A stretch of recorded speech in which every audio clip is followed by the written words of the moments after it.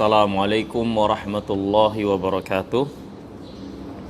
Alhamdulillah wassalatu wassalam ala rasulillah wa ala alihi wa ashabihi wa man walah wa man ittaba'a huda ila yaumi yalqah. Asyhadu an la ilaha illallah dahu la syarikalah wa asyhadu anna Muhammadan abdu wa rasuluhu la nabiyya ba'da amma ba'd. Hadirin yang dirahmati dan dimuliakan oleh Allah Subhanahu wa taala. Alhamdulillah, kita bersyukur atas segala nikmat dan karunia dari Allah. Kembali dimudahkan untuk bisa terus melanjutkan keberagamaan kita, melaksanakan agama yang mulia ini, mempelajarinya, mendalaminya, mengamalkannya, yang semua itu adalah nikmat dari Allah Subhanahu wa taala, dan kita memohon semoga Allah menambah nikmat ini atas kita yang kita imani. Hanya dengan kenikmatan inilah Allah Subhanahu wa taala akan memuliakan kita di dunia dan di akhirat. Innahu waliyyu dzalika wal qadiru alaih. Hadirin yang dirahmati dan dimuliakan oleh Allah, mari kita lanjutkan pelajaran kita mempelajari kitab Ad-Da' wad Dawa. Masih pada penjelasan efek dampak buruk daripada dosa dan maksiat. Dampak buruk dosa dan maksiat, di mana pembahasan ini diantara yang menjadi inti daripada isi kitab Ad-Da' wad Dawa, yang dimaksudkan untuk memberikan nasihat kepada setiap muslim dan muslimah yang hendak bangkit dari keterpurukan perbuatan maksiatnya, di mana di antara sebab bangkitnya seorang anak manusia dari keterpurukan dosa dan maksiat adalah pengetahuan dan ilmunya bahwasanya dia berada dalam keadaan yang buruk. Dia berada pada kubangan kejelekan. Dia melakukan sesuatu yang berdampak sangat buruk bagi keberlangsungan hidupnya dunia dan akhirat. Tentu seorang yang memiliki akal yang sehat, ketika dinasehatkan dengan nasihat ini, diperingatkan akan keadaan dirinya yang sesungguhnya ketika dia bergumul dengan maksiat. Seorang yang berakal sehat pastinya dengan izin Allah SWT akan terjaga, akan terbangun, sadar, dan bangkit dari keterpurukan ini. Karena sekali lagi, kalau dalam urusan materi kita merasa risih, kita merasa berada dalam kesempitan ketika dalam urusan materi ini dipenuhi dengan kekurangan, dipenuhi dengan hal-hal yang menyakitkan, ya, tentu kita tidak akan merasa enak dan ingin perubahan akan materi yang kita miliki yang ada di sekitar kita itu. Maka tentunya dampak kesempitan, keburukan dari maksiat seharusnya lebih menyulitkan lagi, lebih menyempitkan lagi, lebih membuat tidak enak bagi seseorang di dalam kehidupannya, dan bangkit daripada keterpurukan ini tentu lebih utama, ya, menutupi kekurangan-kekurangan, berusaha untuk menghindari dari kerugian tentu lebih utama dalam urusan keagamaan ini daripada urusan materi yang tidak akan kita bawa mati. Maka ini hadirin yang dirahmati dan dimuliakan Allah SWT, mari kita lanjutkan pembahasan kita. Terakhir pembahasan kita bahwasanya dampak buruk perbuatan maksiat dijelaskan oleh Al-Imam Ibnul Qayyim. Dampak buruk dosa dan maksiat dia menghilangkan rasa malu, di mana rasa malu itu adalah sumber kehidupan yang menghidupkan hati. Maka kalau rasa malu itu hilang, rasa malu itu sudah tidak ada dan mati, maka otomatis hati pun tidak memiliki reaksi terhadap racun-racun yang meracuninya, terhadap keburukan, kemaksiatan, kesyirikan, kesesatan yang meracuninya. Karena hati itu menjadi hidup dengan hidupnya malu yang bersemayam di dalamnya. Kalau malu ini sudah tidak ada, maka hati seseorang tidak lagi bisa mendeteksi keburukan-keburukan dari kejelekan, dosa dan maksiat, ya. Kemudian hadirin yang dirahmati dan dimuliakan Allah, selanjutnya di antara dampak buruk dosa dan maksiat, berkata Al-Imam Ibnul Qayyim rahimahullah, annaha tud'ifu fil qalbi ta'zimar rabbi jalla jalaluh. Dampak buruk dosa dan maksiat, dia akan melemahkan pengagungan kepada Allah Subhanahu wa taala dari hati seorang hamba, ya. Seorang yang berbuat maksiat, maka sedikit banyaknya pengagungannya kepada Allah Subhanahu wa taala berkurang dengan sebab maksiatnya tersebut. Karena sejatinya kalau seorang hamba memiliki pengagungan kepada Rabbul Alamin di dalam hatinya, maka dia akan mengagungkan batasan-batasan Allah. Dia akan memuliakan perintah Allah dengan mengamalkannya. Dia akan memuliakan larangan Allah dengan menjauhi atau meninggalkannya.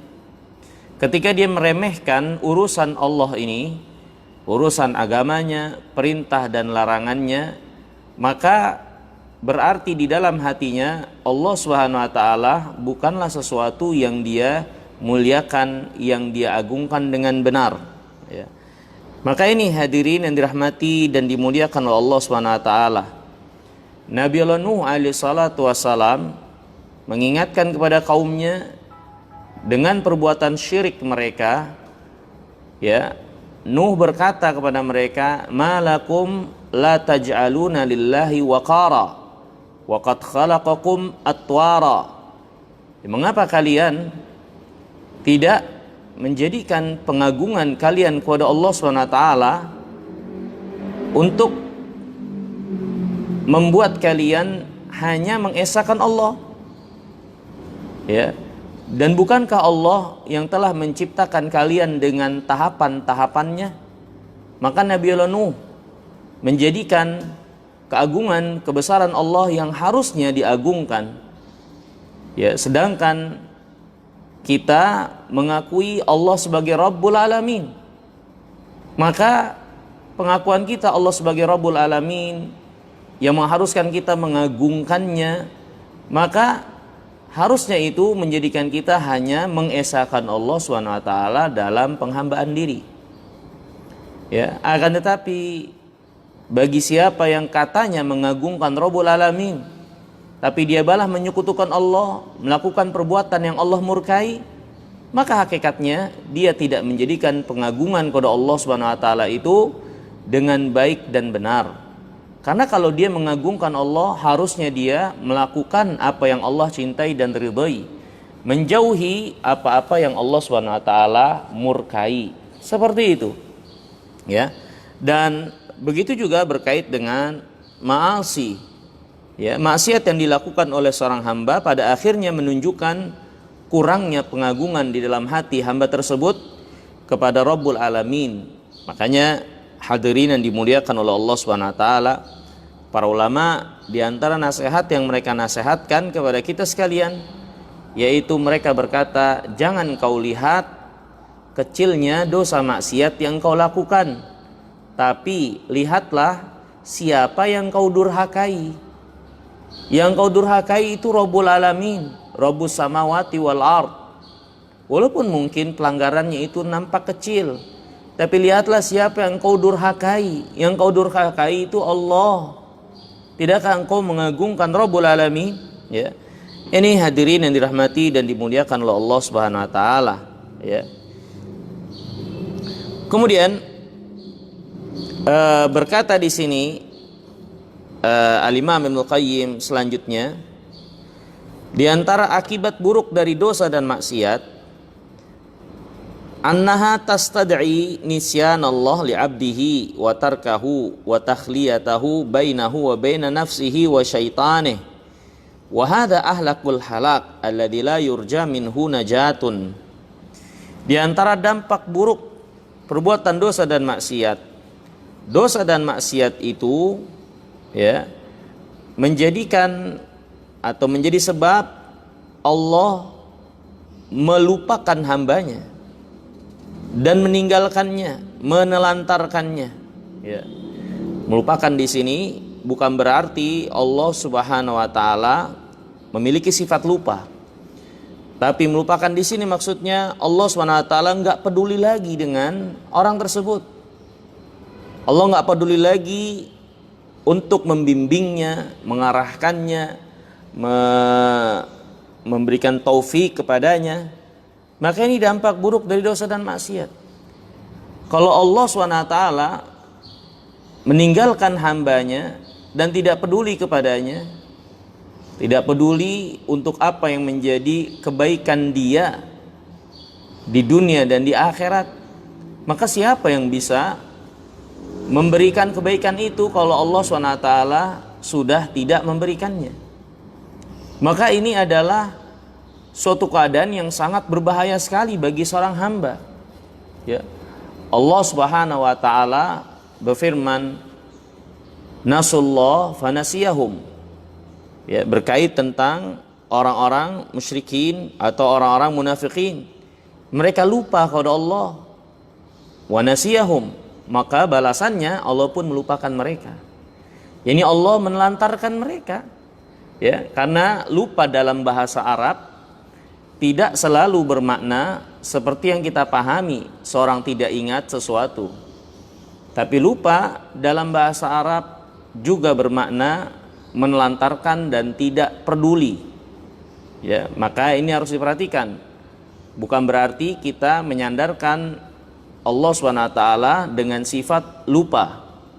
Ya, karena ini adalah sifat yang Allah Maha Suci dari sifat tersebut.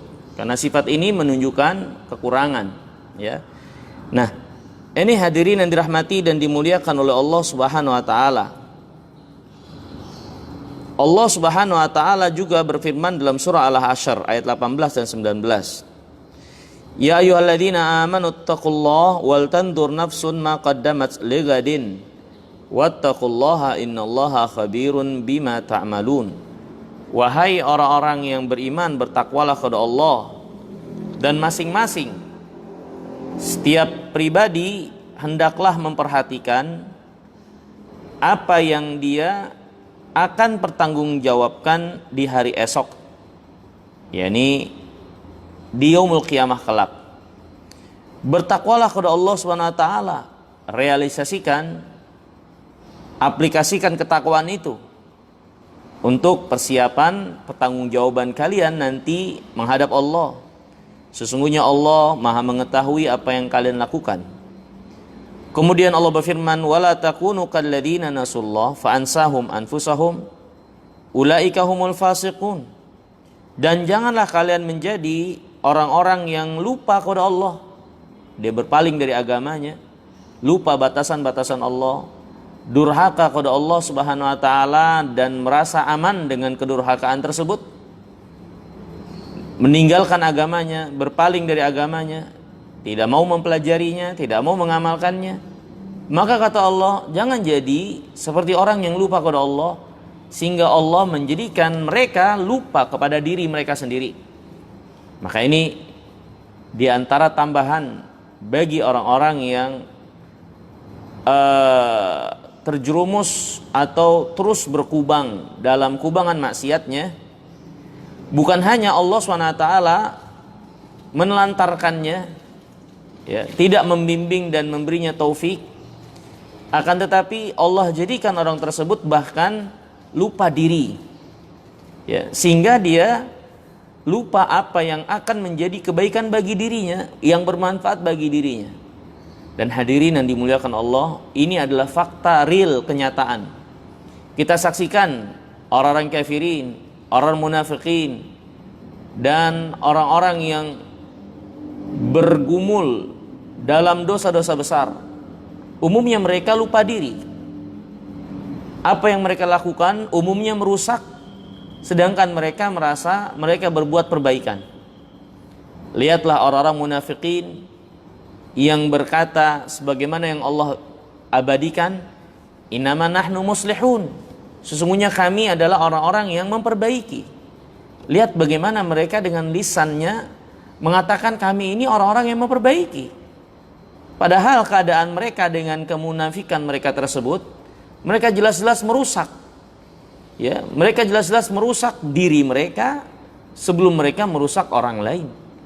Ya, lihatlah bagaimana orang-orang yang berpaling dari agama Allah, Allah jadikan mereka lupa diri, lupa bahwasanya mereka itu benar-benar berada dalam keterpurukan, kejelekan, tapi mereka merasa aman dan mereka merasa di atas angin.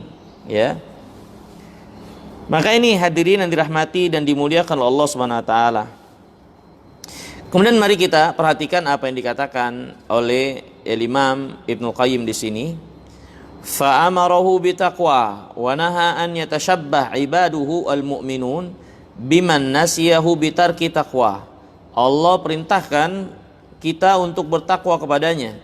Penjelasan tentang ayat ini, Allah perintahkan kita untuk bertakwa kepada Allah dan melarang kita menyerupai ya orang-orang yang melupakan Allah dengan tidak bertakwa kepadanya. Wa akhbara annahu aqaba man taraka taqwa bi an ansahu nafsahu, dan Allah mengabarkan bahwasanya balasan orang yang melupakan Allah Subhanahu wa taala, Allah jadikan mereka lupa diri. Ai ansahu masalihahu, maksudnya Allah jadikan mereka lupa apa yang menjadi kemaslahatan dirinya sendiri. Ya, wa ma yunajjiha min adabi, Allah jadikan dia lupa terhadap apa-apa yang dapat menyelamatkan dia dari azab Allah. Wa ma yujibu lahul hayatal al-abadiyah, dan Allah menjadikannya lupa untuk sesuatu yang membawa kepada kehidupan yang hakiki, yang abadi, kelezatan yang sempurna. Fa ansahu Allah dzalika kullahu jazaan lima nasiyahu min 'azamatihi wa khaufi. Allah jadikan mereka lupa akan seluruh kemaslahatan tersebut sebagai balasan karena mereka melupakan Allah Subhanahu wa taala. Ya, lima nasiyahu min 'azamatihi wa khaufihi. Mereka lupa, tidak mengagungkan Rabbul Alamin, tidak takut kepada Allah, tidak menjalankan perintahnya, ya. Fataral asi muhmalan limasalihi nafsihi mudayyi'an laha. Maka engkau akan lihat orang yang bergumul dalam maksiat itu banyak mengabaikan kemaslahatan untuk dirinya sendiri, menyia-nyiakannya. Jangankan kemaslahatan buat orang lain, kemaslahatan untuk dia sendiri pun akhirnya dia lupa. Ya, dia lupa. Terutama kemaslahatan untuk kebaikan yang abadi di yaumul qiyamah kelak, ya. Maka ini hadirin yang dirahmati dan dimuliakan Allah, suatu kenyataan yang tidak bisa kita pungkiri, nyata yang kita saksikan di kehidupan manusia, mereka-mereka yang lupa kepada Allah Subhanahu wa taala. Lihat Firaun laknatullah alaihi dan lain-lain dari orang-orang yang Allah Subhanahu wa taala azab. Bagaimana mereka lupa akan kebaikan diri mereka, sehingga mereka terus menumpuk kezaliman-kezaliman mereka, menumpuk dosa-dosa mereka, dan mereka merasa aman dengan apa yang mereka lakukan tersebut, dari kezaliman, tindakan semena-mena, kesyirikan, ya, kemudian kemaksiatan dan seterusnya. Sampai akhirnya Allah SWT timpakan siksa kepada mereka yang mereka tidak bisa lari dari siksaan tersebut, ya. Nah, ini hadirin yang dimuliakan oleh Allah SWT, dan perlu kita perhatikan, Allah SWT tidak pernah menzolimi hambanya. Ya, Allah lupakan mereka karena mereka yang telah melupakan Allah. Allah telantarkan mereka itu sebagai balasan apa yang mereka lakukan. Allah tidak pernah menzalimi mereka. Ya, dan Allah telah mengharamkan berbuat zalim atas dirinya. Allah tidak akan berbuat zalim sedikit pun juga. Sehingga ketika orang-orang yang berada pada kubangan maksiat itu mendapatkan apa yang menjadi balasan buruk bagi mereka, maka ini adalah keadilan. Ini adalah keadilan. Ya. Maka Allah berfirman, "Wa ma dhalamahumullah walakin kanu anfusahum yadhlimun." Allah sama sekali tidak menzalimi mereka, tapi diri mereka lah sendiri yang zalim. Diri mereka sendiri yang zalim. Ya. Maka hadirin yang dirahmati dan dimuliakan Allah, kita pernah menyebutkan ya, yang dijelaskan para ulama, Allah memperlakukan hambanya itu dengan salah satu dari dua hal. Yang pertama dengan keadilannya, yang kedua dengan rahmat dan karunia-Nya. Ini adalah dua perlakuan hamba kepada perlakuan Allah kepada hambanya. Allah perlakukan hamba dengan salah satu dari keduanya. Ya. Maka hadirin yang dimuliakan Allah, kalau berupa kebaikan yang didapatkan seorang hamba, maka ketahuilah itu semata-mata rahmat dan karunia Allah. Ya, karena hamba betapapun mereka melakukan kebaikan dan ibadah, nggak akan pernah bisa membayar apa yang Allah anugerahkan kepada mereka dari kebaikan. Ya, apalagi kalau kita lihat ternyata kebaikan si hamba itu juga nikmat dari Allah, taufik dari Allah. Ya, sehingga kalau ada orang yang berada pada kebaikan, pujilah Allah sebenar-benar pujian. Bersyukur kepada Allah Subhanahu wa taala karena karunia Allah Subhanahu wa taala yang Allah limpahkan kepadanya. Ya. Yang kedua, Allah Subhanahu wa taala perlakukan hambanya, kalau itu berupa keburukan, maka ketahuilah itu nggak akan pernah keluar dari keadilannya. Nggak akan pernah keluar dari keadilannya. Sehingga kalau ada seorang yang mendapatkan keburukan, ketahuilah Allah tidak pernah menzaliminya.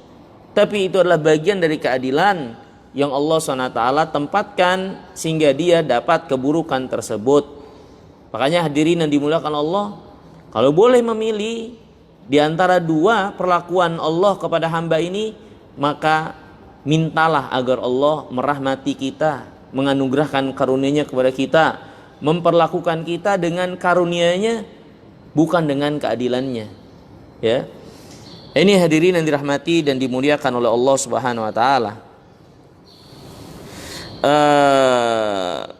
Kemudian akibat atau dampak buruk yang selanjutnya disebutkan oleh Al-Imam Ibnul Qayyim rahimahullah. Dampak buruk dosa dan maksiat yang selanjutnya, annaha tukhrijul abda min dairatil ihsan, wa tamna'uhu thawabal muhsinin.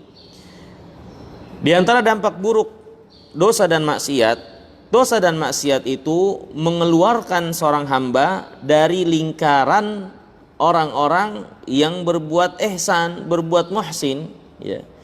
Ya, di mana Allah SWT telah banyak memuji di dalam kitabnya orang-orang yang muhsin, orang-orang yang berbuat ihsan.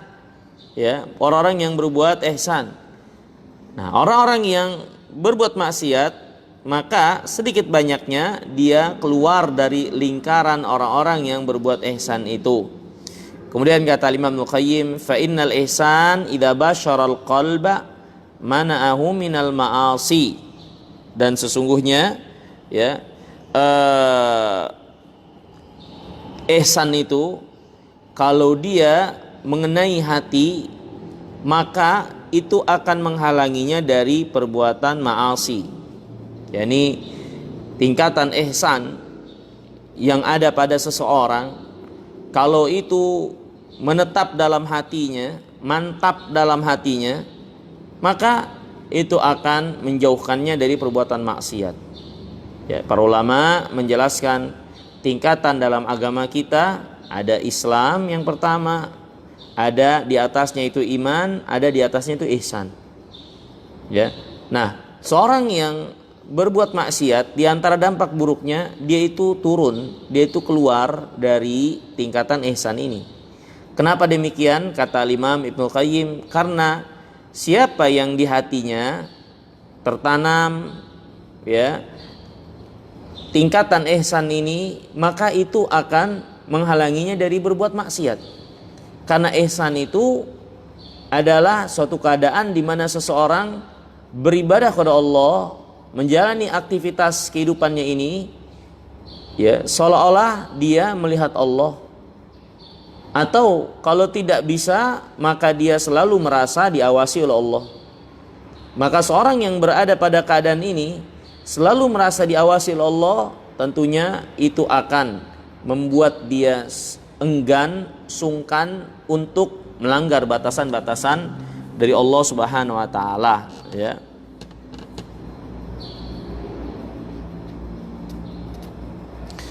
Kemudian hadirin yang dirahmati dan dimuliakan oleh Allah Subhanahu wa taala.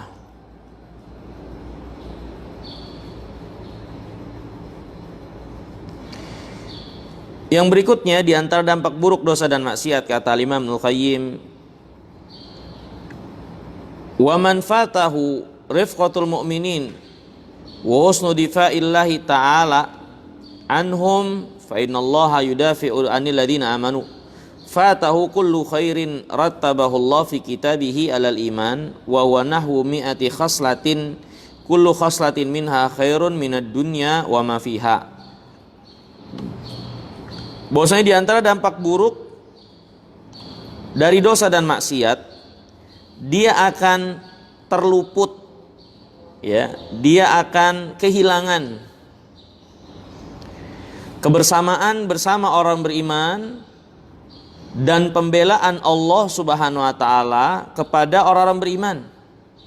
Dan barang siapa yang kehilangan kebersamaan keadaan dirinya dengan orang-orang beriman yang telah datang keterangan jaminan kebaikan kepada orang beriman, siapa yang kehilangan keadaan dirinya kebersamaan dengan orang-orang beriman, tergolong ke dalam keadaan orang-orang yang beriman yang dijanjikan sejumlah kebaikan dari Allah, maka kalau dia kehilangan hal tersebut, dia kehilangan kebaikan yang sangat banyak, ya. Dan sungguh kata Imam, Allah SWT telah menyebutkan di dalam kitabnya tidak kurang dari 100 keadaan balasan atau apa yang Allah SWT akan perlakukan pada orang-orang beriman. Dan masing-masing daripada balasan untuk orang-orang yang beriman itu lebih baik dari dunia dan isinya. Ya. Sekali lagi saya ulangi, di antara dampak buruk dari dosa dan maksiat, seorang akan kehilangan untuk menjadi orang-orang yang dikategorikan sebagai orang-orang yang beriman yang mendapat jaminan kebaikan dari Allah sebagaimana yang Allah janjikan dalam Al-Quran. Ya, dia akan kehilangan kesempatan tersebut. Padahal satu janji kebaikan dari Allah itu lebih baik dari dunia dan isinya. Sedangkan yang Allah janjikan itu, kata Imam Ibnu Qayyim, ya tidak kurang dari 100 kebaikan yang Allah janjikan untuk orang-orang beriman. Berikut beliau sebutkan beberapanya. Di antaranya janji Allah pada orang beriman, al-ajrul azim, ganjaran yang agung. Allah berfirman dalam surah An-Nisa, wa sawfa yu'tillahul mu'minina ajran azima. Nanti Allah akan menganugerahkan orang-orang beriman ajran azima, balasan yang azim. Ini janji dari Allah, orang yang beriman ajran azim. Maka kalau kita kehilangan kesempatan ini untuk berada pada rombongan orang-orang beriman sehingga dapat ganjaran ini, maka ini adalah kerugian yang besar. Dan itu diantara dampak buruk maksiat. Kita kehilangan kesempatan berada pada rombongan orang-orang beriman yang telah Allah janjikan janji-janji kebaikan yang sangat banyak dalam kitabnya. Di antaranya ajran azim. Di antaranya lagi adafu anhum syururad dunya wal akhirah. Allah Subhanahu wa taala akan jauhi mereka dari setiap keburukan dunia akhirat. Allah akan bela, Allah akan lindungi mereka dari setiap keburukan dunia akhirat. Maka tidakkah kita khawatir kalau kita keluar dari rombongan orang-orang beriman yang Allah janjikan dilindungi dunia akhirat ini? Allah berfirman, Innallaha yudafi'u 'anil ladzina amanu. Dalam surah Al-Hajj ayat 38, sesungguhnya Allah membela,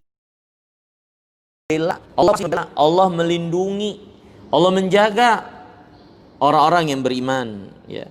Di antaranya lagi, di antara perkara positif, ya, yang akan didapatkan oleh orang-orang beriman, ya, dengan kita berada bersama rombongan orang beriman, istighfarul malaika wa hamalatil arsh, istighfarnya para malaikat dan para malaikat pemikul arsh Allah Subhanahu wa taala. Sebagaimana yang Allah firmankan dalam surah Ghafir, alladzina yahmiluna al-arsh wa man haulahu yusabbihuna bihamdi rabbihim wa yu'minuna bih wa yastaghfiruna lilladzina amanu. Dan para malaikat yang memikul arsh dan yang ada di sekitarnya senantiasa bertasbih memuji Allah Subhanahu wa taala dan beriman kepada Allah, serta mereka senantiasa memintakan ampun bagi orang-orang yang beriman kepada Allah, ya. Di antaranya lagi disebutkan di sini oleh Imam Al-Qayyim, muwalatullah lahum, kewalian Allah kepada mereka, ya, ini kedekatan Allah dengan mereka, pembelaan, perlindungan, penjagaan Allah kepada mereka orang beriman. Allah berfirman, Allahu waliyul ladzina amanu. Allah itu adalah walinya orang-orang yang beriman, ya. Di antaranya lagi amruhu malaikatahu bitathbitihim, ya.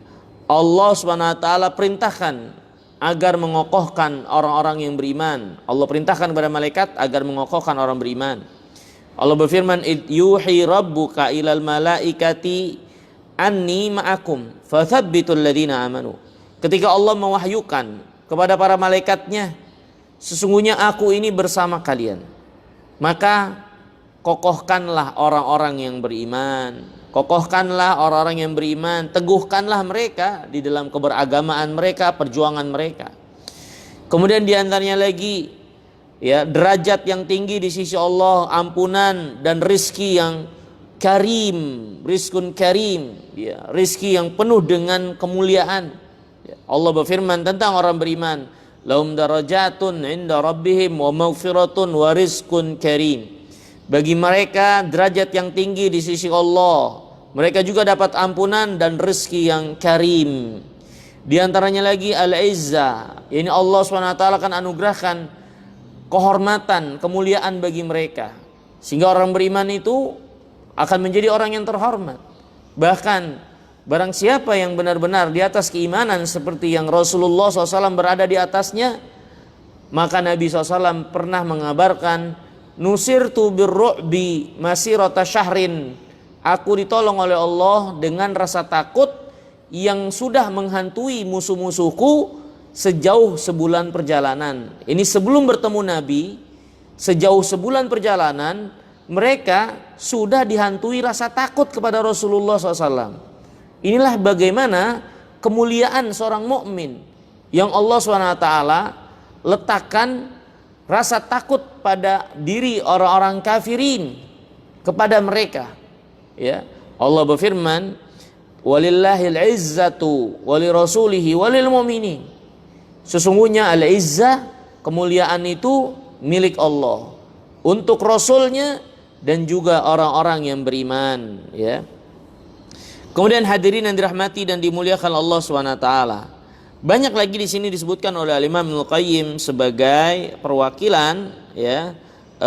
Ada kurang lebih 14 atau 15 yang disebutkan oleh Imam Ibnu Qayyim, ya, yang menunjukkan bagi kita sekalian sangat merugi bagi orang-orang yang sampai keluar dari keadaan diri bersama rombongan orang-orang yang beriman, ya. Karena kalau keluar dari rombongan orang beriman, maka dikhawatirkan keluar dari sejumlah janji yang Allah janjikan kepada orang-orang beriman tersebut. Maka hadirin yang dimuliakan Allah, ya, sejatinya jika kita kaum muslimin menjaga dengan baik keimanan seperti yang diajarkan oleh Rasulullah, dengan keimanan seperti yang datang keterangannya dari Al-Quran dan yang diajarkan oleh Rasulullah, sejatinya tidak ada yang perlu dikhawatirkan, tidak ada yang perlu ditakuti. Kehidupan ini akan berjalan penuh dengan keberkahan. Akan tetapi ketika keadaan sebaliknya, jauh daripada nilai-nilai keimanan, dari nilai-nilai keimanan yang datang keterangan dari Al-Quran dan diajarkan oleh Rasulullah, maka pada akhirnya keadaan kehidupan dipenuhi dengan rasa takut dan kekhawatiran, maka ini adalah akibat buruk daripada kekurangan-kekurangan, dosa-dosa dan kedurhakaan kita. Allah Subhanahu wa taala berfirman, "Alladzina amanu wa lam yalbisu imanahum bidzulmin ulaika lahumul amnu wa hum muhtadun." Orang-orang yang beriman dan tidak mencampur adukan keimanan mereka dengan kezaliman, maka mereka itulah yang akan mendapatkan keamanan dan mereka itulah yang mendapat petunjuk. Maka ketika rasa aman ini sudah mulai berkurang atau bahkan hilang dalam kehidupan kita, baik karena kekhawatiran rasa takut kepada musuh atau kekhawatiran rasa takut terhadap hal-hal keburukan yang menimpa, ya, dari penyakit-penyakit yang ada dan seterusnya, maka sebab utamanya adalah keadaan diri kita yang sangat jauh dari nilai-nilai keimanan itu.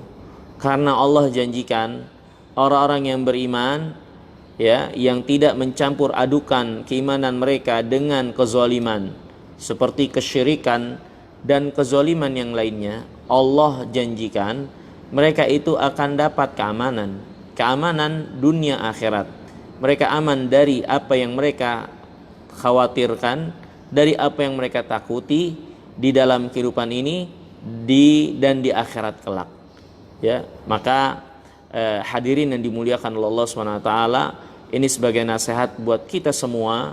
Apa yang sama-sama kita alami saat ini itu sebab utamanya, ya, bukan hanya sekedar sebab-sebab materi sebagaimana yang terus digaungkan dan disebutkan oleh banyak orang.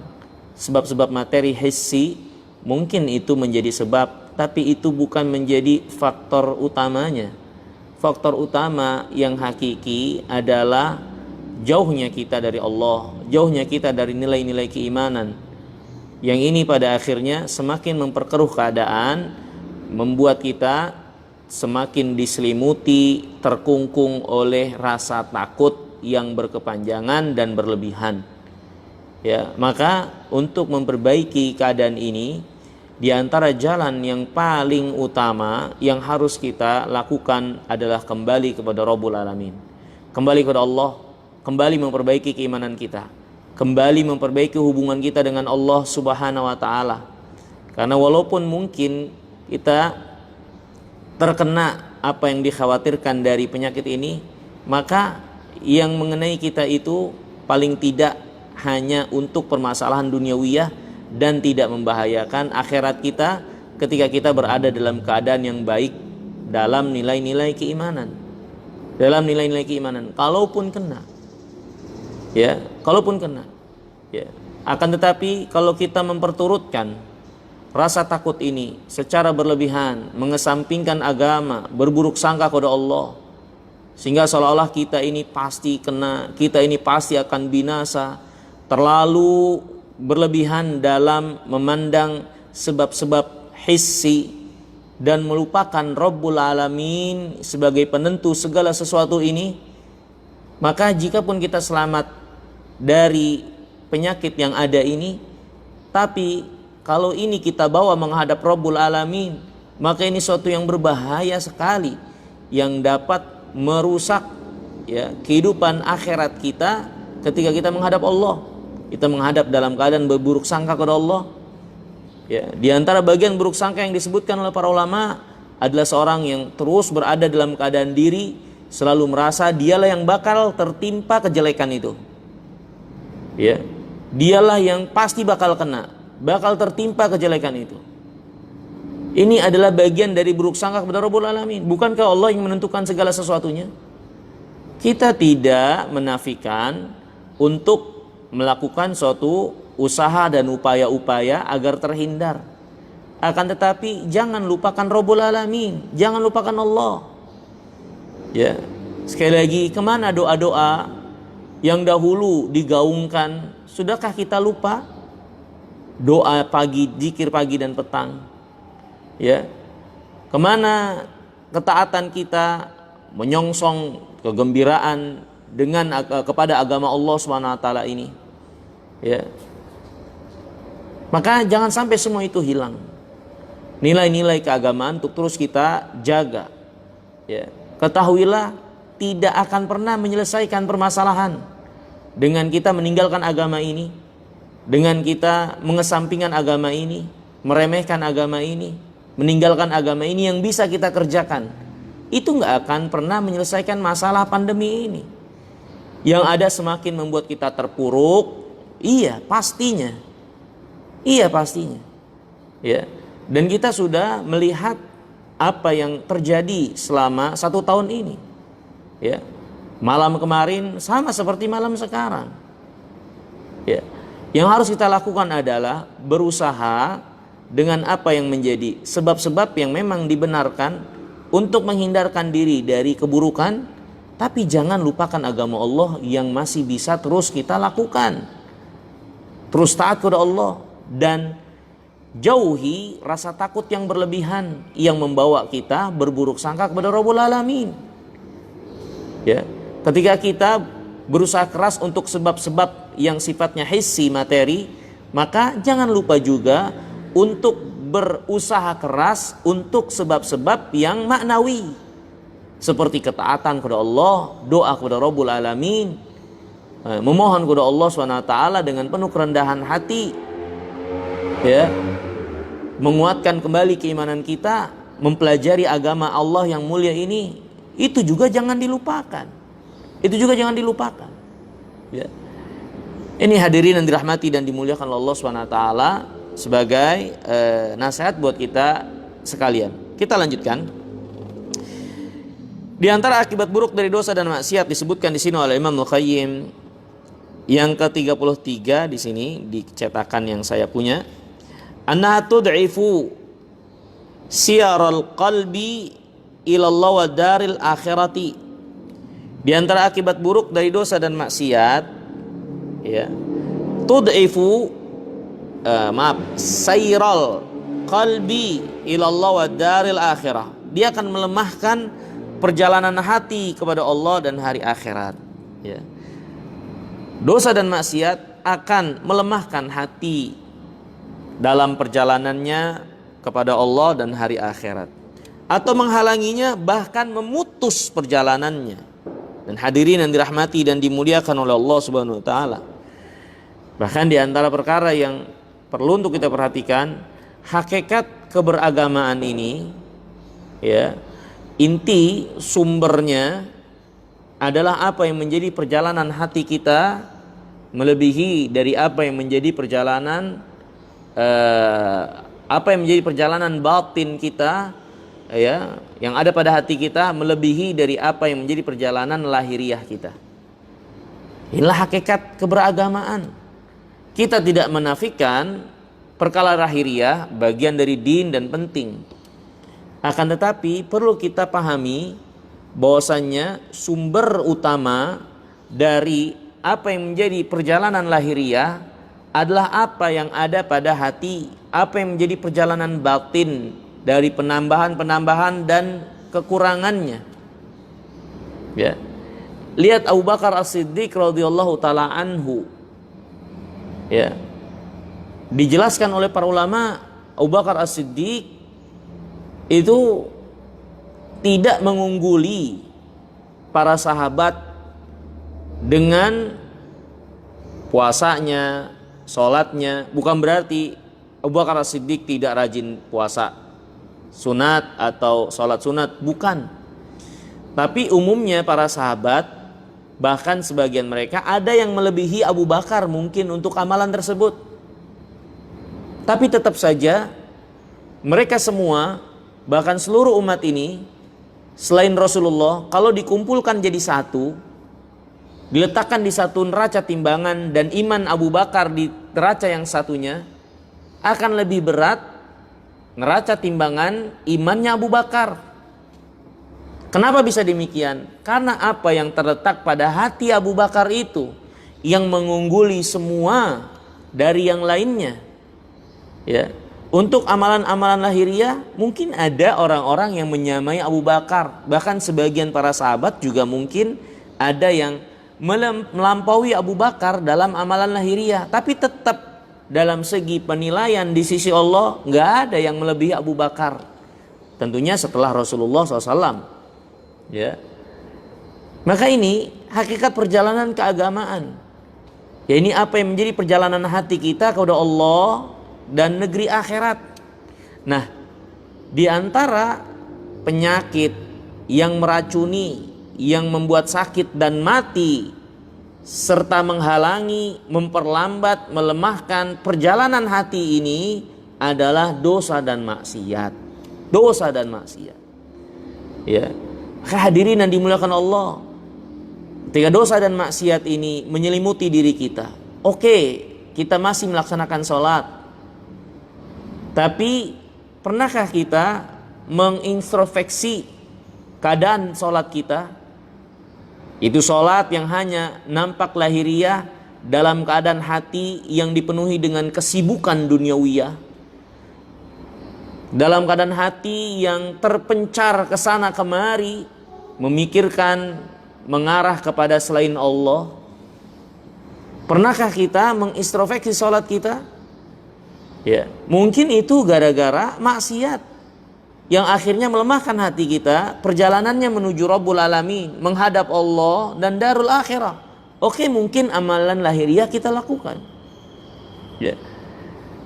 Dan hati yang berpaling dan melenceng seperti itu, ini karena lemah atau terlemahkan dengan sebab dosa dan maksiat tersebut. Ya, makanya hadirin yang dirahmati dan dimuliakan oleh Allah Subhanahu wa taala, ya. Ini diantara bahaya yang kita tidak sadari dari dampak buruk maksiat itu. Kita kehilangan kelezatan beribadah kepada Rabbul Alamin. Ya, mungkin secara fisik kita beribadah, tapi hati kita kosong, gersang dari kelezatan menikmati ibadah tersebut. Na'udzubillah, nas'alullah as-salamata wal afiyah. Mari kita perhatikan perkataan Al-Imam Muqayyim rahimahullah tentang masalah ini.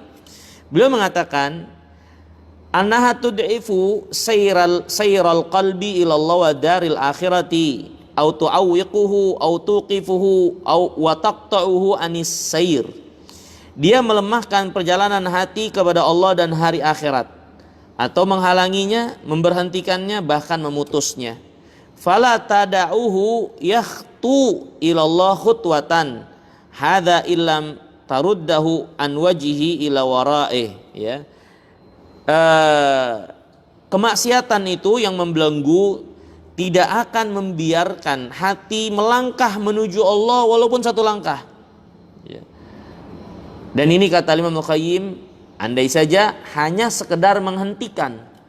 Bahkan ada yang lebih parah, bukan hanya menghentikan perjalanan itu, tapi memaksa, mendorong, terjungkal ke belakang, mundur. Bukan jalan maju malah mundur. Ya, itu yang lebih parah.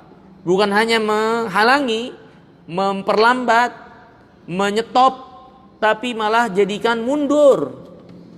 Ya, makanya hadirin yang dimuliakan Allah SWT, kita saksikan di kenyataan hidup kita, bahkan mungkin diri kita pernah mengalami hal tersebut. Semoga Allah SWT menyelamatkan kita untuk kita terus menjalankan keberagaman ini dengan baik, walaupun kita pastinya penuh dengan kelemahan, terseok-seok, hati kita penuh luka karena maksiat yang kita lakukan. Tapi kita juga saksikan, ya, semoga Allah menyelamatkan kita. Sebagian saudara kita yang tadinya bagaimana mereka menghadap kepada ketaatan ini, bersama-sama dengan kita menghadap kepada ketaatan ini, ya, dalam agama Allah SWT. Dan kita saksikan saat ini dengan keadaan yang berubah, dengan kehidupan yang terus berlanjut dan lain-lain, kita tidak menyaksikan mereka kembali berada dalam lingkaran. Kita tidak menyaksikan lagi mereka berada dalam shaf salat kita. Kita tidak menyaksikan lagi mereka bersama-sama dengan kita untuk agama ini. Dan ada orang yang seperti itu, naudzubillah, nasallallahu salamat wal afiyah. Ya. Dan kalau kita saksikan, ya tentu masing-masing memiliki permasalahan, tapi inti utamanya adalah keberpalingan, inti utamanya adalah kedurhakaan, inti utamanya adalah melupakan Rabbul Alamin, menyia-nyiakan agama ini, karena Allah nggak akan mungkin menzolimi hambanya. Ya, Allah nggak akan mungkin menzolimi hambanya, sehingga memberhentikan mereka, sehingga memutus mereka dari agama ini. Ya, sedangkan Allah SWT menginginkan al-iman. Allah SWT menginginkan al-iman. Allah turunkan kitabnya, utus rasulnya. Sehingga kalau ada orang-orang yang terduduk, terhenti dan mundur dari keimanan ini, ya, yang semua pastinya tidak keluar dari ketetapan Allah, tapi pastinya Allah tidak akan menzolimi mereka. Itu adalah balasan dari apa yang ada pada mereka. Makanya hadirin yang dirahmati dan dimuliakan Allah, khawatirkan dan takutlah keadaan diri kita yang kita saksikan masih terus bergumul dalam maksiat sedikit banyaknya. Takut kita Allah tidak tolong kita. Takut kalau Allah SWT akan meninggalkan kita, ya, sehingga akhirnya kalau seperti itu nggak akan ada yang bisa selamat dari keburukan dan kejelekan-kejelekan dirinya. Naudzubillah, ya, nasallallahu salamat wal afiyah. Kata Imam Al-Qayyim rahimahullah, fadzambu yahjibu alwasil.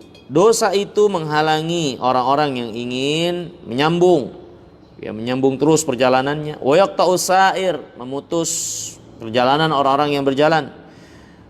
Wa yunqisu talib, ya, dan melemahkan, mendudukkan orang-orang yang menginginkan kebaikan ini. Fal qalbu innama yasiru ila Allah biquwwati. Hati itu berjalan menuju Allah dengan kekuatannya. Kalau itu kuat, dia akan jalan menuju Allah. Lihat hadirin yang dimuliakan Allah, kita saksikan ketika seorang berada dalam kekuatan iman yang baik, ya, salat subuh dia akan bangun dengan sendirinya. Dia akan bangun dengan sendirinya. Dengan keadaan normal, maka dia akan bangun dengan sendirinya. Ya. Jikapun tidak ada yang membangunkannya, karena kekuatan iman yang kuat, dia ingin sholat subuh, dia menginginkan Rabbul Alamin, menunaikan kewajiban dia kepada Allah dengan baik, maka dia bangun, ya, dia bangun, walaupun sebelumnya dia tidak dalam keadaan sadar, dia tertidur, tapi ketika hatinya itu hidup, maka Allah berikan taufik sehingga dia bangun pada waktunya. Ya, kita dibangun pada waktunya. Ini hadirin yang dirahmati dan dimuliakan Allah. Hakikat perjalanan kepada Allah itu perjalanan hati. Ya. Kalau seorang itu kuat untuk kebaikan, dia akan datang, dia akan datangi. Dan hati itu motor untuk segala motor pergerakan fisik. Seorang itu nanti akan ada pembahasannya, ya, tentang masalah mahabbah, ya. Tapi kita kedepankan di sini sedikit. Kata Al-Imam Ibnu Qayyim atau kata para ulama seperti ini, bahwasanya hati itu ya motor untuk segala sesuatu. Dia menggerakkan kepada apa yang dia cintai. kepada apa yang dia cintai. Ya, ketika seorang hatinya dipenuhi kecintaan kepada Allah SWT, maka hati itu akan menggerakkan fisik itu untuk melakukan apa-apa yang Allah cintai dan Allah ridhoi.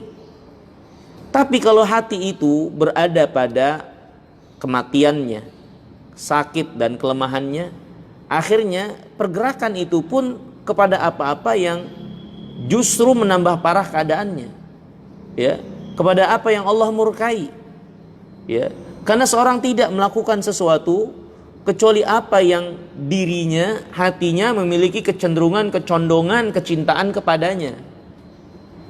Ini pasti seorang tidak melakukan sesuatu kecuali pada apa yang menjadi kecenderungan, kecondongan dan kecintaan hatinya. Kecuali kalau terpaksa. Terpaksa lain urusan, ada hukum tersendiri. Ya, tapi amaliyah kita inilah yang kita lakukan. Melakukan pada apa yang menjadi kecenderungan, kecondongan dan kecintaan hati itu. Kalau diri kita cenderung, ya, keinginannya, kemudian merasa kenyamanannya, walaupun ini nyaman yang nyaman yang dusta, ya, merasa kenyamanannya dengan maksiat dan seterusnya, berarti emang penyakit, hati itu sakit, ya, arahnya ke sana dan hati itu sakit, ya, dan itu bahaya kalau itu terus dilanjutkan sampai membuat hati itu mati untuk memiliki reaksi dan kegembiraan terhadap keimanan. Itu bahaya sekali, ya. Nah, ini hadirin dirahmati dan dimuliakan Allah SWT. Hati itu berjalan kepada Allah dengan kekuatannya. Kalau dia sakit dengan sebab dosa, maka akan lemah kekuatan itu yang membuat dia berjalan kepada Rabbul Alamin. Fa in zalat bil kulliyah, kalau kekuatan itu hilang, lenyap sama sekali, in qata'a anillah in qita'an yas'ubu tadarakuhu, dan kalau lenyap, hilang sama sekali, maka susah untuk menghidupkannya lagi. Kalau sudah sampai lenyap, nggak ada sinyal-sinyal jari cahaya keimanan di dalam hati itu, susah untuk nyalainnya lagi, susah, berat untuk nyalainnya lagi, ya. Allah SWT berfirman tentang orang-orang kafirin yang hatinya sudah mati. Wa mathalul ladzina kafaru kamathalil ladzi yan'iqu bima la yasma'u illa du'aan wa nidaan.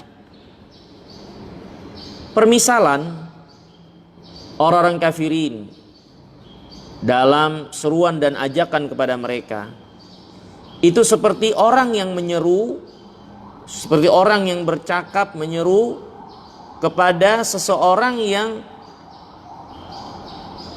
tuli, yang tidak mengetahui kecuali isyarat-isyarat saja.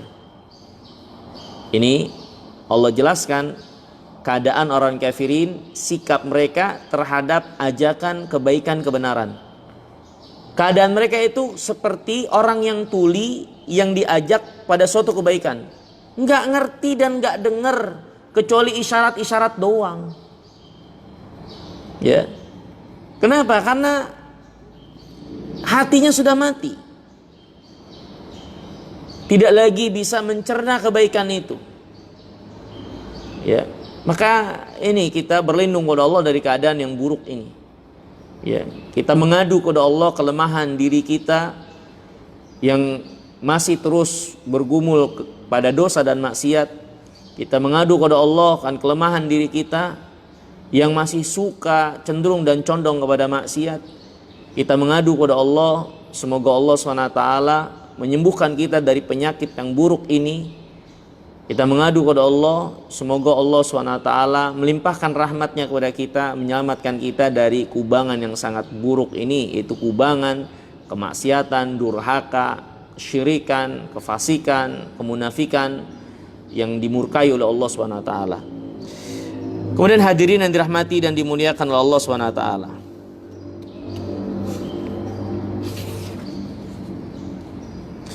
Al-Imam Al-Qayyim juga menjelaskan di sini dengan penjelasan yang menarik buat kita untuk kita jelaskan di sini. Kata Al-Imam, "Fadz-dzambu imma an yumitul qalb." Dosa itu, ya, kemungkinannya dia membuat hati itu mati atau yumridahu maradan makhufan, atau membuat hati itu jadi sakit dengan sakit yang sangat mengkhawatirkan. Au yud'ifu quwwatah, atau melemahkan kekuatannya. Jadi ada 3 akibat buruk dari maksiat bagi hati itu. Dampaknya bisa mematikan, membuat sakit sampai koma, atau melemahkan kekuatannya. Wala budda hatta yantahiya dha'fu ilal asya'i tsamaniyah allati ista'adha minha nabiyyu sallallahu alaihi wasallam wahiyya, ya. Dan setiap kelemahan ini pasti akan berujung kepada 8 perkara yang Rasulullah berlindung kepada Allah dari 8 perkara ini, ya. Jadi hantaman dampak buruk maksiat bagi hati bisa mematikan, membuatnya sakit dengan parah atau melemahkan, ya.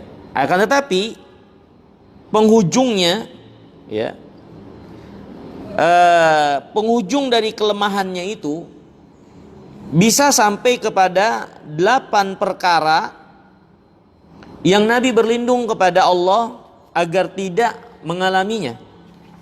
Yaitu apa? Al-hammu wal hazanu wal ajzu wal kasalu wal jubnu wal bukhlu wa dhala'ud daini wa ghalabatur rijal wa kullu itsnaini minha qarinan, ya. Yaitu al-hammu wal hazan, ya. Ham wal hazan. Hazan itu sedih, ya. Alham mungkin bisa kita terjemahkan dengan kegundahan, gundah, sedih. Al-ajzu wal kasal, lemah, malas. Al-jubnu wal bukhl, penakut, bakhil. Dola'ud dain, terlilit, dikuasai hutang. Wa ghalabatur rijal, dan dikuasai oleh manusia, ya. Nah, Al-Imam mengatakan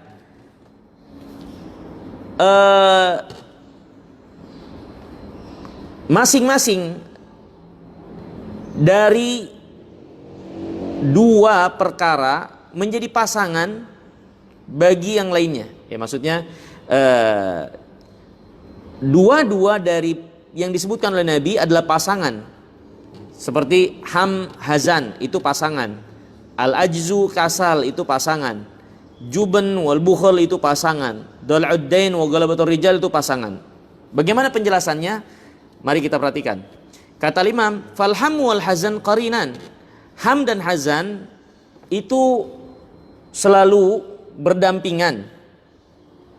Fa innal makruh al warid anil qalbi in kana min amrin mustaqbal yatawaqqa'uhu ahdatsal ham.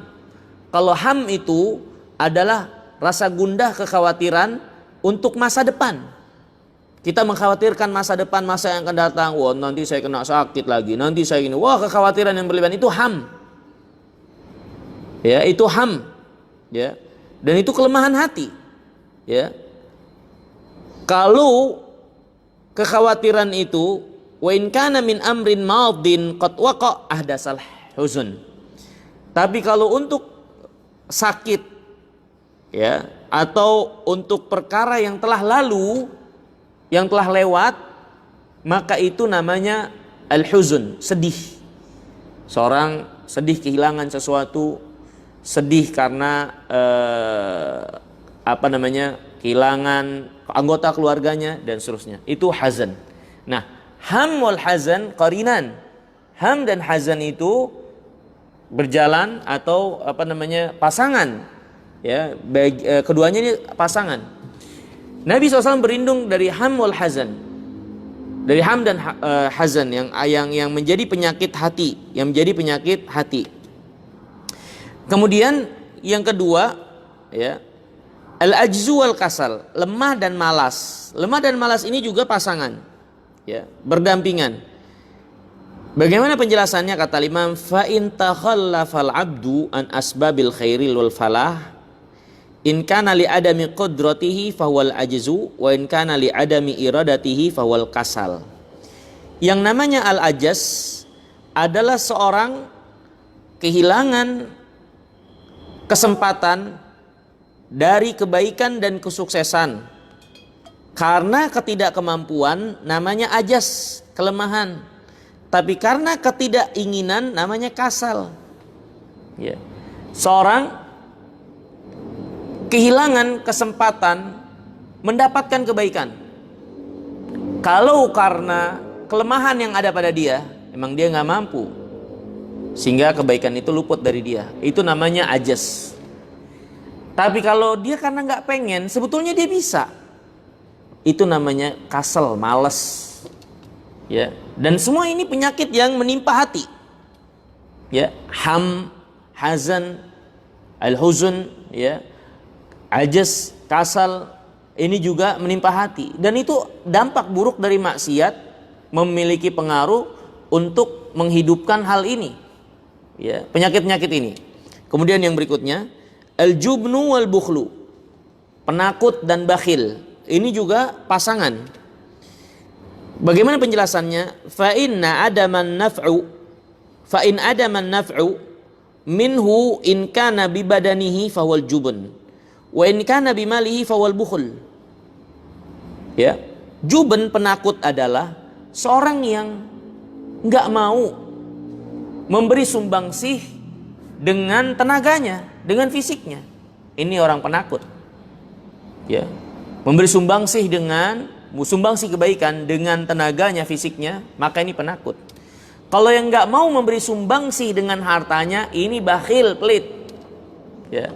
Dan ini kan penyakit hati yang membuat seorang jadi bakhil, membuat seorang jadi penakut, sehingga dia nggak mau memberi sumbangsih padahal bisa dengan fisiknya, karena takut, dia takut terkena, dia takut gini nanti begini, padahal ya itu kebaikan. Ya. Dan banyak hal yang bisa dia lakukan untuk melindungi dirinya tanpa harus menghentikan sumbangsih kebaikan yang bisa dia lakukan. Nah, ini jadi juben. Nah, orang yang nggak mau memberi sumbangsih dengan hartanya, ini bakhil, itu penyakit hati juga. Ya, penyakit hati juga. Rasa takut untuk kerugian dan seterusnya, sehingga akhirnya membuat dia nggak mau memberi sumbangsih dengan hartanya, bakhil. Kemudian yang berikutnya, dola'ud daini wa qahrur rijal qarinan. Dola'ud dain, terlilit hutang.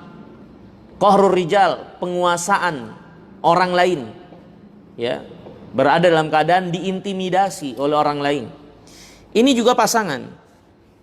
Bagaimana penjelasannya? Fa inasti'la al-ghairi alaihi in kana bihaqqin fa huwa min dila'id dain. Ya. Wa in kana bi batilin fa huwa min qahri rijal. Kata Imam Al-Qayyim, penguasaan orang lain kepada diri kita. Orang lain menguasai diri kita. Ya. Menekan kita. Kalau orang lainnya itu benar, maka ini pasti karena lilit utang. Karena kita punya utang. Ya. Sehingga orang itu punya kuasa atas kita. Orang yang punya utang punya hak. Dia caci maki kita dan seterusnya. Ya, dan Nabi SAW berlindung untuk berada pada keadaan tersebut. Berada pada penguasaan orang yang orang itu benar. Sebabnya karena terlilit utang. Tapi kalau penguasaan penguasaan orang lain kepada diri kita dan orang lain itu salah, maka itu namanya qahrir rijal. Intimidasi orang lain kepada kita. Dan Nabi berlindung dari dua keadaan itu.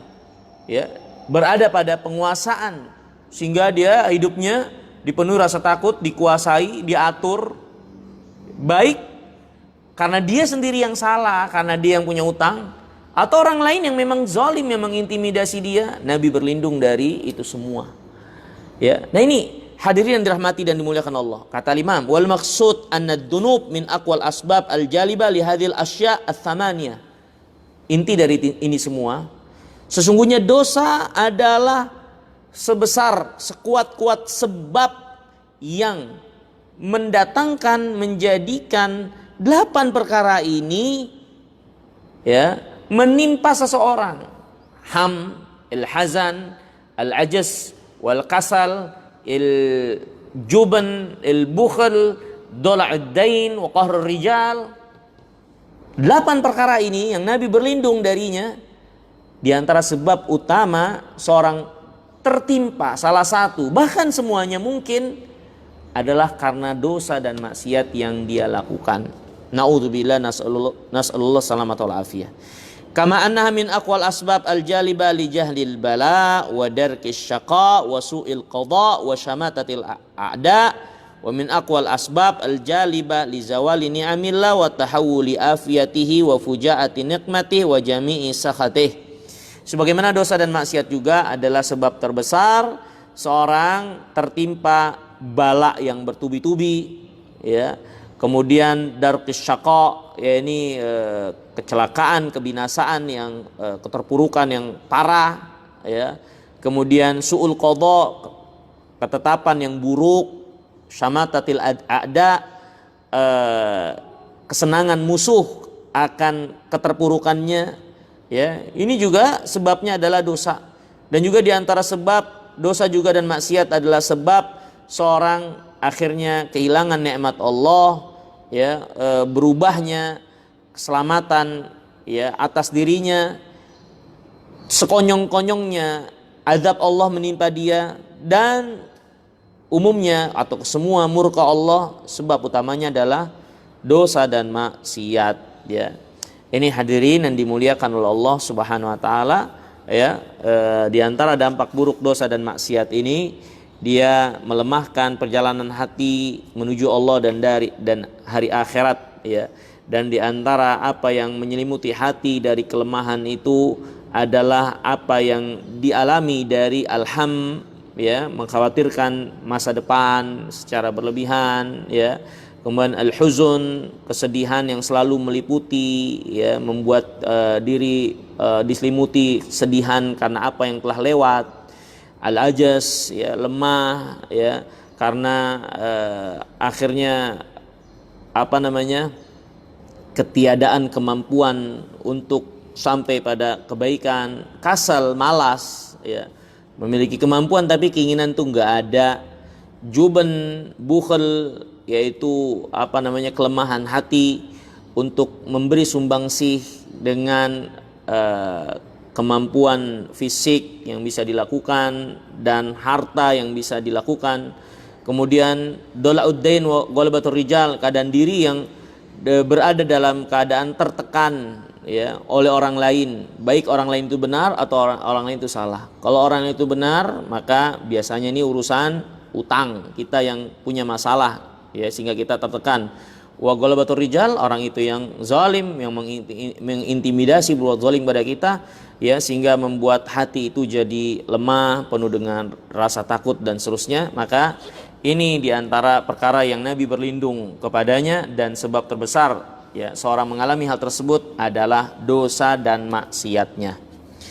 Kemudian hadirin yang dimuliakan oleh Allah Subhanahu wa taala, selanjutnya, ya, kata Imam Al-Qayyim yang ke-34, di antara akibat buruk dosa dan maksiat, annaha tuzilun ni'am wa tahillun niqam, ya. Dosa dan maksiat membuat sirna kenikmatan, nikmat menjadi hilang, ya, dan menghalalkan, menjadikan seorang halal tertimpa keburukan atau musibah, ya. Musibah ini jelas sekali, ya, hadirin yang dimuliakan Allah Subhanahu wa taala, ya, bahwasanya dosa dan maksiat mengundang murka Allah Subhanahu wa taala, mengundang siksa Allah, kebencian Allah kepada pelakunya, dan dosa dan maksiat itu membuat nikmat akhirnya jadi lenyap. Nas'alullah salamatu wal afiyah, ya.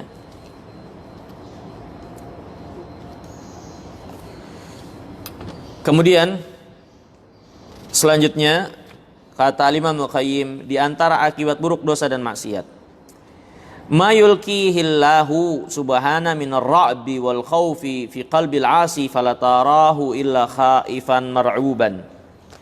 Di antara akibat buruk, dampak buruk dosa dan maksiat adalah rasa takut yang menyelimuti orang-orang yang berbuat maksiat, bergumul dalam kemaksiatan, ya.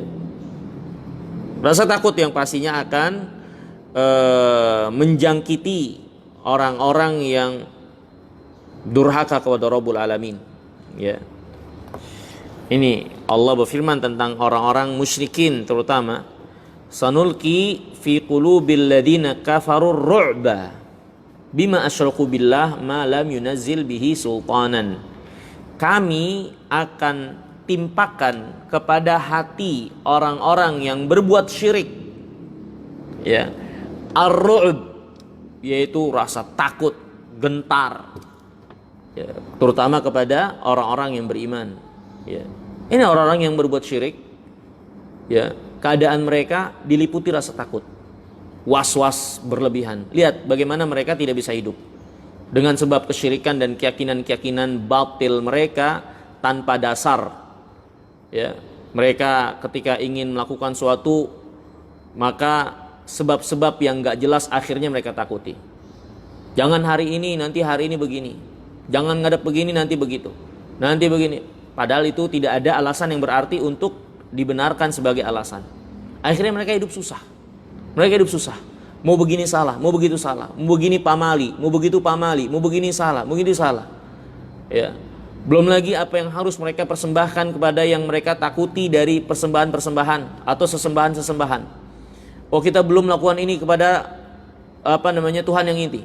Kita belum melakukan itu kepada Tuhan yang ini. Kita akhirnya hidup penuh dengan tekanan, rasa takut, ya, bayang-bayang kosong, ya, ancaman-ancaman yang gak jelas, kemudian perkara-perkara yang ditakuti yang gak masuk akal dan seterusnya. Ini membuat hidup jadi nggak sehat, membuat hidup jadi capek, letih, lelah, nggak jelas, ya. Ini hadirin yang dirahmati dan dimuliakan oleh Allah SWT. Perhatikan di sini penjelasan Al-Imam Ibnu Qayyim rahimahullah.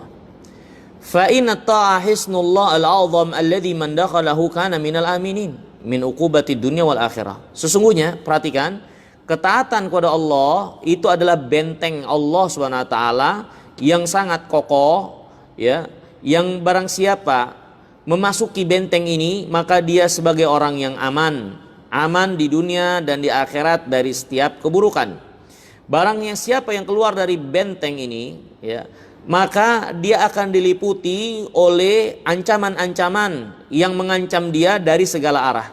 Jadi Imam memberikan permisalan, ketaatan kepada Allah itu ibarat benteng yang kokoh, sehingga kalau kita taat, kita masuk dalam benteng itu aman. Tapi keluar dari ketaatan ibarat keluar dari benteng ini. Sedangkan di luar itu binatang buas, sedangkan di luar itu kepungan musuh, sedangkan di luar itu hal-hal yang membahayakan. Maka itulah permisalan tentang ketaatan itu, ibarat benteng yang melindungi, sedangkan keluar dari benteng itu sama saja dengan ngasih nyawa kita, ya. Faman ata Allah in qalabatil makhawif fi haqqihi amanan. Siapa yang taat kepada Allah, maka rasa takut itu akan berubah baginya menjadi keamanan. Ya, makanya Syekh kalau nggak salah Syekh Abdul Aziz Al-Syekh, ya. Kalau nggak salah, ya, atau Syekh Saleh Abdul Aziz Al-Syekh kalau nggak salah. Ini salah seorang mufti di Arab Saudi saat ini.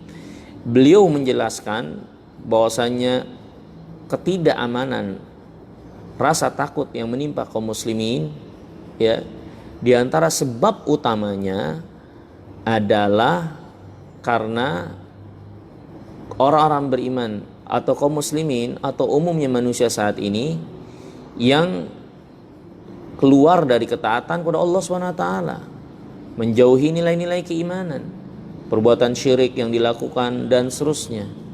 Inilah yang pada akhirnya membawa rasa takut kepada mereka. Mereka lupa kepada Allah, akhirnya Allah SWT menelantarkan, membiarkan mereka. Ya, ini hadirin yang dimuliakan Allah, suatu sebab, bahkan ini sebab besar, sebab utama yang kita luput darinya, dan kita sehari-harinya hanya diarahkan, hanya terus disuapi oleh sebab-sebab yang sifatnya material, hissi. Kita tidak nafikan itu semua, ya, tapi jangan lupa kepada Rabbul Alamin. Jangan kita lupa kepada din, ya. Jangan kita lupa pencipta alam semesta ini yang telah menjelaskan segala sesuatunya di dalam kitabnya kepada kita, yang telah menyatakan kepada kita, ya, bahwasanya sebab di antara keamanan itu adalah al-iman, ya, dan jauhnya dari kezaliman, kesyirikan, kemaksiatan, kefasikan, kemunafikan, bid'ah, ya, kedurhakaan, ya, jauh dari itu semua. Itu sebab daripada rasa aman, sebab dari keamanan, ya. Itu yang dikatakan oleh Rabbul Alamin, alladzina amanu wa lam yalbisu imanahum bidzulmin ulaika lahumul amnu wa hum muhtadun. Maka kalau rasa takut ini akhirnya menimpa kita sedikit banyaknya, maka introspeksilah bagaimana rasa takut kita kepada Allah. Karena ketika rasa takut kita berkurang kepada Allah, maka kita akan memiliki rasa takut kepada makhluk, ya. Kita akan dikuasai dengan rasa takut kepada makhluk ketika rasa takut kita tidak ada atau kurang kepada Rabbul Alamin, ya. Ini hadirin yang dimuliakan Allah. Karena barang siapa yang taat kepada Allah, maka akan berbalik rasa takut bagi dirinya menjadi keamanan. Wa man asa in qalabat ma'aminuhu makhawif. Siapa yang durhaka kepada Allah akan berbalik, keamanannya berubah menjadi rasa takut. Fala tajidul asi ila wa qalbuhu ka'annahu baina janahi tayrin. Kamu tidak akan mendapatkan orang yang berbuat maksiat kecuali hati mereka itu seperti berada pada dua sayap burung atau di antara dua sayap burung. In harakatir rih ilbab qal ja'at talab, ya. Jadi seolah-olah hati mereka itu berada di dua sayap burung. Artinya berada dalam keadaan kritis, takut jatuh, ya. Sehingga kata Imam Al-Qayyim, kalau angin saja bertiup, langsung paranoid hadir di depan mereka. Jangan-jangan ada yang datang, jangan-jangan ada petugas dan seterusnya, ya. Paranoid ini kan rasa takut. Wa in sami'a waq'a qadamin khafa an yakuna nadhiran bil atabi. Kalau dia mendengar langkah detak langkah seseorang, langsung dia, jangan-jangan itu petugas, ya, dan seterusnya yang bisa menangkap dia. Yahsabu anna kulla sayhatin alaih. Dia menyangka setiap teriakan, setiap gerakan itu mengarah ke dia. Seperti yang Allah firmankan tentang orang-orang munafikin. Wa idza ra'aitahum tu'jibuka ajsamuhum wa in yaqulu tasma' liqaulihim ka'annahum khusyubun musannadah yahsabuna kulla sayhatin alaihim. Mereka orang munafikin yang berada pada kebobrokan hati dari nifak, walaupun mungkin mereka menampakkan iman. Allah katakan kepada mereka, yahsabuna kulla sayhatin alaihim. Mereka menyangka setiap teriakan itu mengarah kepada mereka, menyalahkan mereka, membuat mereka jadi khawatir, membuat mereka jadi takut, ya. Itulah keadaan orang munafikin, gelisah, penuh dengan kegelisahan, ya. Selalu ingin menutupi satu keburukan dengan keburukan yang lainnya. Dia akan menutupinya lagi, nggak pernah tenang. Ya, orang yang berbuat maksiat, jangankan sampai ketemu petugas yang ngegerebek dia, angin saja akhirnya buat dia kaget. Padahal cuma angin. Dia kira nanti ada yang lihat, dia kira nanti ada yang datang dan seterusnya. Ya, penuh dengan paranoid. Ya. Banyak kemaksiatan-kemaksiatan, kejahatan, ya, itu membuat kegelisahan bagi pelakunya, dan itu pasti. Ya. Wa kullu makruhin qasidan ilai, ya. Dan seorang yang berbuat maksiat, dia dirundung rasa takut, seolah-olah setiap orang yang pengen berbuat jelek, dialah yang menjadi target. Faman khafa Allah amanahu min kulli syai. Siapa yang takut kepada Allah, Allah jadikan dia aman akan segala sesuatu. Ya, ini ma'ruf kisah Umar yang beredar ya. Bagaimana Umar dalam kepemimpinannya ya, itu disebutkan, ini wallahu alam kisahnya sahih atau enggak, tapi kita ambil pelajaran sedikit. Ya, ini Umar dalam kepemimpinannya bagaimana dia dengan penuh ketenangan. Dia dengan penuh ketenangan ya, nggak ada yang dikhawatirkan, tanpa pengawalan penjagaan, dia tidur di bawah pohon. Dia sebagai pemimpin kaum muslimin ketika itu tidur di bawah pohon tanpa pengawalan yang berarti. Umar, coba berani nggak pemimpin-pemimpin sekarang untuk sendirian jalan di tengah jalan atau tidur di pepohonan tanpa ada penjagaan? Nggak akan bisa. Orang yang berbuat zalim pada orang lain pasti akan dipenuhi rasa takut. Kemana juga dia takut. Belum bayar utang, akhirnya takut jalan ke sono ketemu sama yang ngutangin dia. Ya, belum lagi kezaliman itu akhirnya membuat kita resah, takut, gelisah. Ya. Kalau seorang takutnya kepada Allah, Allah jadikan dia aman. Ketika dia takut kepada Allah, dia akan memperlakukan manusia dengan baik. Bukan karena manusianya, karena takut Rabbul Alamin. Ya. Manusia bisa dia kecoh, manusia bisa dia kelabui, manusia bisa dia intimidasi dan tekan. Tapi gimana dengan Tuhannya manusia, Rabbul Alamin? Jangan manusia, kucing saja makhluk Allah, kalau dizolimi Allah murka dan marah. Sampai ada seorang wanita, kata Nabi SAW, Allah siksa gara-gara mengkerangkeng kucing, tidak ngasih makan sampai mati. Bagaimana kalau ada orang yang menyiksa manusia, menzolimi mereka, tidak memberikan haknya kepada mereka? Kalau untuk seekor kucing saja Rabbul Alamin marah, bagaimana untuk manusia? Ya. Maka hadirin yang dimuliakan Allah, bagaimana orang yang zolim itu punya rasa aman dalam kehidupan? Gak ada. Ya. Contoh, ya, public figure yang merepresentasikan umumnya kemaksiatan. Memang mereka aman? Nggak aman mereka. Rumah tangga mereka, pribadi mereka diobok-obok. Mereka mau jalan ke sini nanti ada yang nyamperin, walaupun itu dengan alasan adalah fansnya dan seterusnya. Tapi akhirnya hidup nggak bebas. Dipantau, diikuti, nggak bebas. Ya. Dan mereka yang memposisikan diri mereka pada keadaan tersebut. Tapi orang-orang umum biasa kayak kita, mau kemana aja enak. Mau makan di warung warteg juga sekalipun, nggak ada berita yang mencela. Wah, si fulan makan di warteg, nggak ada yang peduli. Ya. Lihat hadirin yang dimuliakan Allah Subhanahu wa taala, banyak kenyataan faktanya untuk bisa kita sebutkan, kita ambil pelajaran. Ya, paling enggak buat diri kita. Ya, siapa yang takut kepada Allah, maka Allah akan berikan keamanan kepada dirinya terhadap segala sesuatu. Tapi siapa yang enggak takut kepada Allah, Allah akan jadikan dia takut kepada segala sesuatu. Yang enggak takut kepada Allah, kata Imam Al-Qayyim, Allah jadikan dia takut kepada segala sesuatu.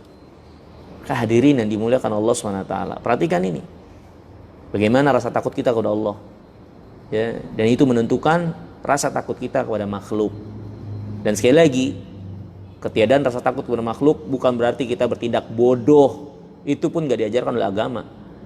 Tapi takut yang berlebihan dengan melupakan Rabbul Alamin membuat kita jadi resah dan penuh dengan kesempitan dalam hidup. Itu yang gak akan didapatkan oleh orang-orang yang hanya takut kepada Rabbul Alamin. Ya, mungkin ini dulu hadirin yang dimuliakan oleh Allah SWT yang bisa kita pelajari, ya, dari kesempatan yang Allah anugerahkan kepada kita. Semoga pelajaran yang kita pelajari pada kesempatan pagi hari yang mulia ini memberi manfaat, menambah keimanan bagi kita sekalian, menambah ketakwaan kita kepada Rabbul Alamin. Dan saya mohon maaf kurang lebihnya. Ya, mudah-mudahan yang sedikit ini bermanfaat. Semoga Allah SWT menjaga kita dari setiap keburukan dunia dan akhirat, membimbing kita untuk terus taat kepadanya dan menjauhi maksiat. Semoga Allah SWT mengampuni dosa-dosa kita dan juga orang tua kita, dan dosa-dosa kaum muslimin yang masih hidup atau yang telah wafat. Innahu ala kulli syai'in qadir. Ini dulu kurang lebihnya, semoga bermanfaat. Kita bertemu lagi di kesempatan yang akan datang insyaallah taala. Subhanakallahumma wa bihamdika asyhadu an la ilaha illa anta astaghfiruka wa atubu ilaik. Assalamualaikum warahmatullahi wabarakatuh.